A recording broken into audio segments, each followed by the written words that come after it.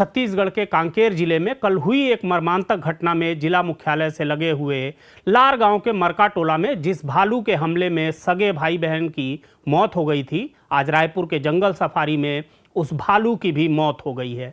घटना के बाद वायरल हुए वीडियो में साफ देखा जा सकता है कि वन विभाग के अधिकारियों द्वारा मादा भालू को ट्रैंक्विलाइज किए जाने के बाद आक्रोशित ग्रामीण भालू को लाठी डंडों से बुरी तरह मार रहे हैं, जो अंततः भालू की मौत का कारण बना। इस घटना में जिन 2 ग्रामीणों की जान गई है, उनके प्रति हमारी पूरी संवेदना है, लेकिन इस घटना से उपजे सवालों को नज़रअंदाज करना और जो लोग इसके लिए जिम्मेदार हैं, उनकी कार्यशैली पर प्रश्न खड़े ना करना आने वाले समय में इस तरह की घटनाओं को खुला निमंत्रण देने से कम नहीं होगा। छत्तीसगढ़ में जंगली जानवरों को बर्बरतापूर्वक मार डाले जाने की यह कोई पहली घटना नहीं है। 24 सितंबर 2011 को राजनांदगांव में भीड़ ने इसी तरह बाखरू टोला गांव में 4 साल की एक बाघिन को पीट पीट कर मार डाला था। इसी तरह 1 जनवरी 2014 को मरवाही के इलाके में तत्कालीन एसडीएम रणवीर शर्मा के आदेश पर एक भालू को इंसास राइफल से भून डाला गया था। छत्तीसगढ़ के बीजापुर में अभी कुछ महीने पहले ही कटीले तारों से बांधे गए एक भालू के साथ भी इसी तरह की बर्बरता का वीडियो वायरल हुआ था, जिसके बाद वीडियो में दिख रहे युवक को गिरफ्तार किया गया था। नमस्कार, जरूरी बात में आपका स्वागत है। आप देख रहे हैं सेंट्रल गोंडवाना खबर और मैं हूं राघवेंद्र। हमने आपको अपने कल के वीडियो में भी आगाह किया था कि यह वीडियो आपको विचलित कर सकता है। हम आज भी अपने दर्शकों से व्यूअर डिस्क्रिप्शन यानी वीडियो आगे देखने से पहले अपने विवेक का इस्तेमाल करने की सलाह दे रहे हैं। पहले इस पूरी खबर को सिलसिलेवार ढंग से देखते हैं। बुधवार यानी 5 अगस्त को कांकेर जिले से एक वीडियो वायरल होता है, जिसमें देखा जा सकता है कि एक जंगली मादा भालू एक व्यक्ति को बुरी तरह नोच रही है। जब पूरी खबर का खुलासा होता है, तब पता चलता है कि भालू ने एक नहीं बल्कि 2 लोगों के साथ इसी तरह की दरिंदगी की थी, जो सगे भाई बहन थे, जिनका नाम गोरसे जुर्री उम्र 50 साल और उनका भाई हलाल खोर जुर्री उम्र 45 साल थे। उन्हें बचाने पहुंची छोटी बहन खोरिन जुर्री, जिनकी उम्र 43 साल है, वह भी बुरी तरह घायल हैं और अस्पताल में जीवन और मृत्यु के बीच संघर्ष कर रही हैं। इस दर्दनाक घटना के बाद कांकेर डीएफओ रौनक गोयल ने बताया कि घटना के 1 दिन पहले यानी मंगलवार को मादा भालू के शावक की मौत हो गई थी, जिससे मादा भालू बुरी तरह बौखलाई हुई थी और बेहद गुस्से और तनाव में थी। इससे पहले यह हल्ला भी उड़ा कि मादा भालू ने खुद ही अपने बच्चे को मार डाला है, लेकिन पोस्टमार्टम रिपोर्ट में पता चला कि शावक की मौत उसके लीवर में गंभीर इन्फेक्शन के चलते हुई थी। अपने बच्चे की मौत से बौखलाई इस मादा भालू का अचानक इन मासूम ग्रामीणों से सामना हो गया और उसने इन लोगों पर हमला कर दिया और लगभग 5 घंटों तक उनके शवों को चीरती फाड़ती रही। घटना के बाद वन अमला मौके पर पहुंचा, जहां पहले से ही सैकड़ों की संख्या में आक्रोशित ग्रामीणों की भीड़ लगी हुई थी और जैसे ही वन विभाग के अधिकारी ने ट्रैंक्विलाइजर गन से भालू को बेहोश किया, आक्रोशित ग्रामीण लाठी डंडों से भालू पर बुरी तरह टूट पड़े। वन विभाग के अमले ने ले देकर भालू को वहां से बाहर निकाला और उसे रायपुर स्थित जंगल सफारी भेज दिया गया, जहां अगले दिन उसकी मौत हो गई। जाहिर है कि भालू की मौत लाठी डंडों की बेतहाशा पिटाई से हुई है और यहीं से पहला सवाल खड़ा होता है। जब वन विभाग के अमले को यह मालूम था कि भालू के हमले में 2 ग्रामीणों की मौत हो गई है और गुस्से में ग्रामीण घटना स्थल पर भीड़ लगाकर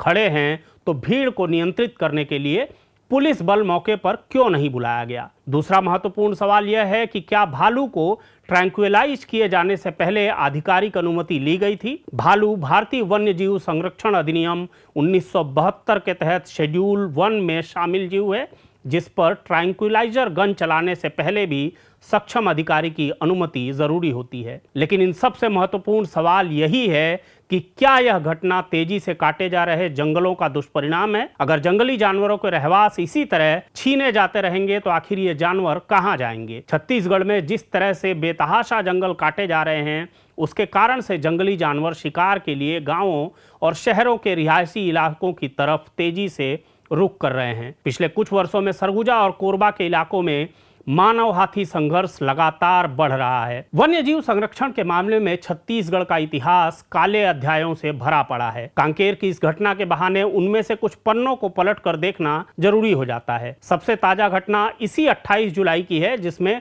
विश्व टाइगर दिवस के दिन ही सरगुजा से बाघ की खाल बरामद की गई थी। इसी 9 जुलाई को छत्तीसगढ़ के कांकेर जिले के भानु प्रतापपुर में वन विभाग, वन्य जीव अपराध नियंत्रण ब्यूरो और पुलिस की संयुक्त कार्रवाई में 2 बाघों की खाल के साथ 2 आरोपियों को गिरफ्तार किया गया। इनमें से एक आरोपी महाराष्ट्र पुलिस की खुफिया शाखा में तैनात कांस्टेबल बीएश्वर विष्णु गेडाम था, जिसे कभी नक्सल मुठभेड़ में बहादुरी दिखाने पर राष्ट्रपति पुलिस पदक से सम्मानित किया गया था।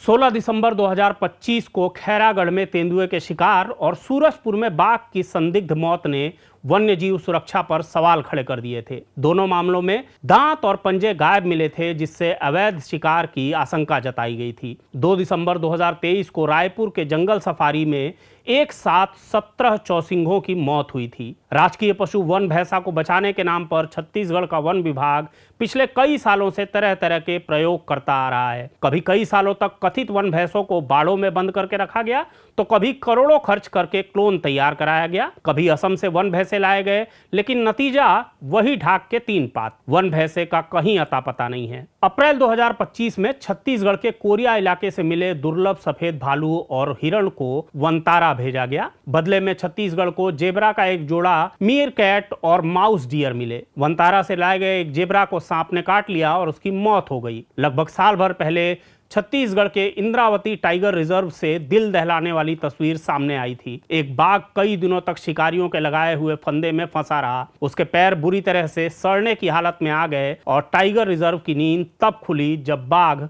मरणासन्न हो गया। 10 साल पहले छत्तीसगढ़ में 46 बाघ हुआ करते थे।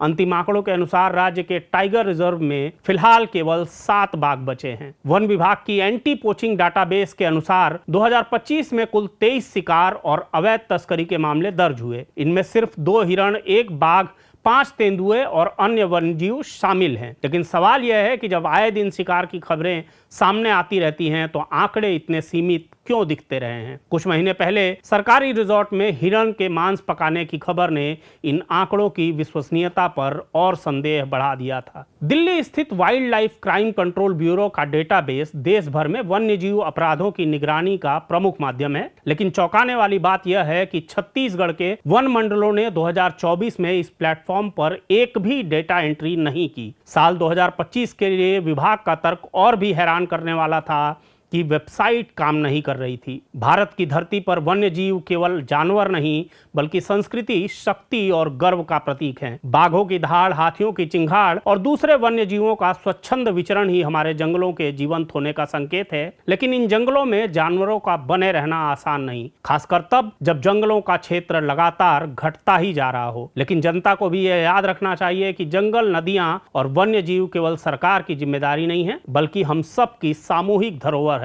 वन्य जीव संरक्षण के प्रयास केवल सरकारी योजनाओं से नहीं, बल्कि स्थानीय समाज की भागीदारी से ही सफल हो सकते हैं। छत्तीसगढ़ में वन्य जीवों को बचाना केवल एक वन्य जीव संरक्षण का मुद्दा नहीं, यह शासन की नियत, नीति और प्राथमिकताओं का आईना है। क्या हम सच में अपने जंगलों को बचाना चाहते हैं, या केवल बाघ दिवस और दूसरी योजनाओं के नाम पर औपचारिकता निभा रहे हैं? अगर अब भी जवाबदेही तय नहीं की गई, तो आने वाली पीढ़ियां सिर्फ किताबों में वन्य जीवों की तस्वीर देख पाएंगी, असल जंगलों में नहीं। ऐसा लगने लगा है जैसे छत्तीसगढ़ वन्य जीवों के लिए कब्रगाह बन चुका है। वन्य जीवों के साथ होने वाले ऐसे हर हादसे के बाद वन विभाग कहानियां गढ़ने लग जाता है। विभाग के शीर्ष अफसर राजनेताओं को पीछे छोड़कर राजनीति में डूबे हुए हैं। और अंत में छत्तीसगढ़ के ग्रामीणों से एक अपील। भालू और हाथी जैसे जंगली जानवर अपने बच्चों को लेकर बेहद संवेदनशील होते हैं। भालू अपने बच्चे को बचाने के लिए शेर से भी लड़ जाता है। इसलिए जहां तक संभव हो जंगली जानवरों से दूरी बना के रखें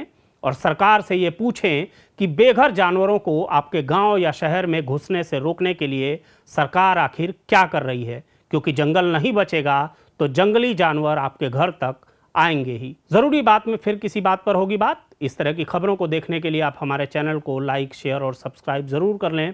हमेशा की तरह हमें अपनी खबरों पर आपकी प्रतिक्रियाओं का भी इंतजार रहता है। नमस्कार।